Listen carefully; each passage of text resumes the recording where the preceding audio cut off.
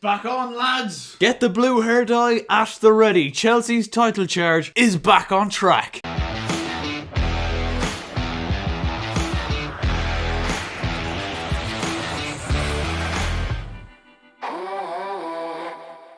Hello guys, how are you getting on? My name is Aaron Kelly and welcome back to another episode of the Premier League Verdict. I hope you guys had a good Christmas and are now taking time to, look after yourselves and relax between now and the end of the year. For me, that run in between Christmas and New Year's has now been made that little bit brighter, not only by the glaring sun absolutely flying through my window, but the fact that Chelsea Football Club are back within a shout, anyway, of a title race. So that's always good. Before we get into anything, I'd like to ask you to subscribe to the Aaron Kelly channel if you've not done so already. I know it looks fairly unlikely with a few days left that we're going to hit 500 subscribers. But look, subscribe if you haven't already and, we'll see what we can do. We've got a massive year of videos planned in 2022. I am hoping to up the ante, up the content even more. So make sure you are subscribed so you don't miss out on the surge of the channel in 2022. That's how we'll put it. Anyway, we have our box in front of us for the Premier League Verdict once again. The Boxing Day fixtures, obviously over in Ireland here we call it St. Stephen's Day. If I end up reverting to calling them St. Stephen's Day fixtures, I do apologise. But there were some very, very interesting games on Boxing Day. And to start off with, our green box might be coming from a little bit of a biased standpoint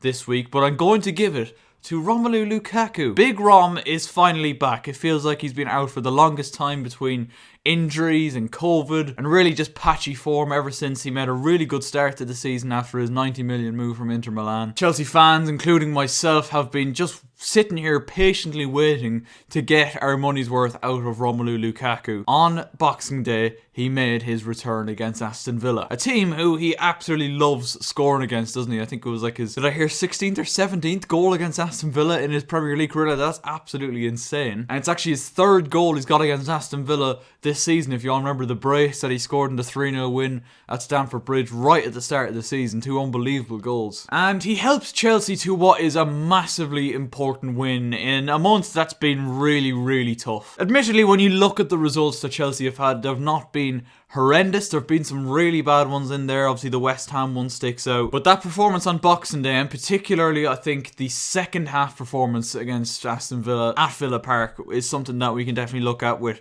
huge positivity. Not to say Chelsea were bad in the first half. We did fall behind thanks to a deflected own goal by Reece James. We got the leveller down before half time after Hudson-Odoi was fouled in the box by Matty Cash, and Jorginho obviously converted the penalty. And then Thomas Tuchel made the call at half time, taking Trevor Chalobah off, bringing Romelu Lukaku on and kind of moving Christian Pulisic back to a right wing back position where I have to say he was far more effective than he was in the centre forward position. And Big Rom gave Chelsea the lead with a fantastic header, like great ball in by Hudson-Odoi. Obviously Hudson-Odoi massively involved in the game, played a big role in the final goal as well. Lukaku, little near post run, little far post flick away from Tyrone Mings into the bottom corner past Martinez to give Chelsea the lead. And Lukaku just overall looked so incredibly sharp the other day. Villa really struggled to put up with him, and it was unbelievable to see. I was so happy to see Rom back playing well. The havoc wasn't done then though. He won the penalty in the last minute to win the game for Chelsea, balling over the top by Hudson-Odoi. He's second favourite to get there ahead of Matt Targett. He does,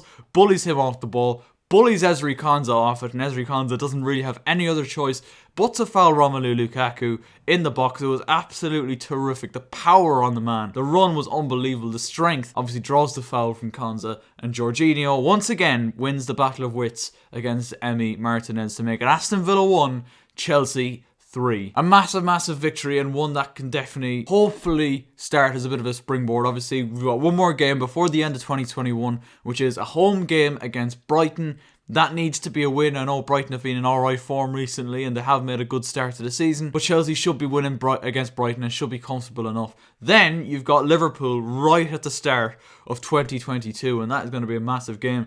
There was a lot of question marks. Would the African players be around for it? Obviously the African Cup of Nations is kicking off, but yes, the likes of Mohamed Salah, Sadio Mane, and obviously for Chelsea, Edouard Mendy will be available for that game. So it's going to be absolutely huge, and let's just hope Chelsea do have the full contingent back. Obviously we're starting to see the players like Hudson-Odoi and Lukaku return to the team. Hopefully now we see the likes of Werner and Havertz return as soon as possible. Obviously Kante went off, Kovacic was brought on the other day, he returned. played an unbelievable cameo, Kovacic. Moving on to the yellow box then, our shock factor for the weekend. What a game it was at the Etihad Stadium at 3 o'clock on Boxing Day. An unbelievable game between Manchester City and Leicester City, and really a game that you wouldn't have said is going to be that hotly contested, especially considering the fact that Manchester City are in wonderful form, but went 4-0 up inside the first 25 minutes, including 2 penalties. But really, 4-0 up at half-time, you would have said, surely that's Manchester City over the line. But Leicester incredibly grabbed 3 goals inside, I think, the first 20-25 minutes of the second half, and it made things look really, really nervy. There was still 20-odd minutes left. Maddison, Lookman and Kelechi Iheanacho against his former team. Obviously, this time of year,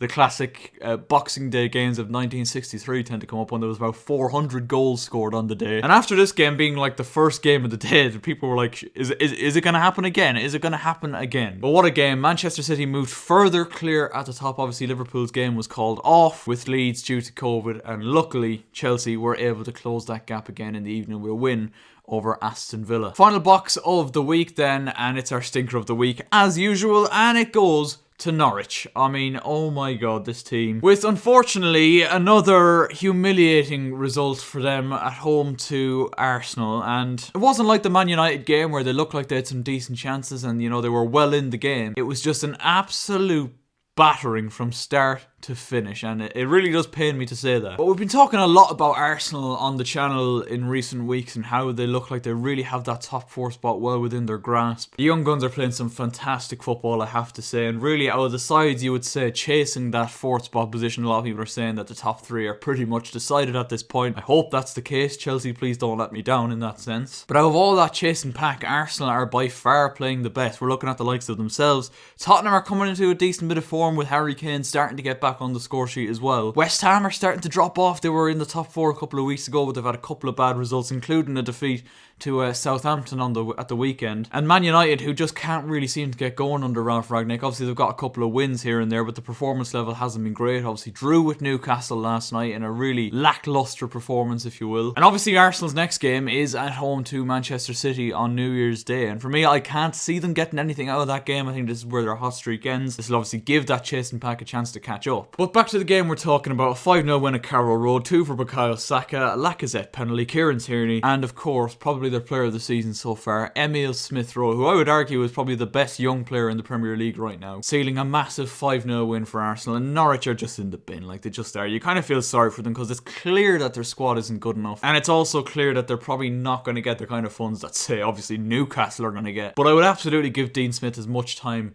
as he needs with that team, because I do think he's a fantastic manager. And if Norwich do go down, which it looks like they probably will, it's looked like that really since the start of the season, unfortunately. There's no better man to bring Norwich back up than Dean Smith, and maybe he'd be able to bring them back up in a way whereby they're actually better off than they were when they were initially in the Premier League. But another poor defeat. When you concede 5 at home, I don't care who it's against, it's still a bit of a stinker, unfortunately. I hope you guys did enjoy this video. If you did, don't forget to leave a like and subscribe if you're new. Also, let me know who you would have put in the boxes if you agree or disagree with my choices for this match week. Stay safe, take it easy, and I will see you next time. Good luck. I've been trying to find a way to make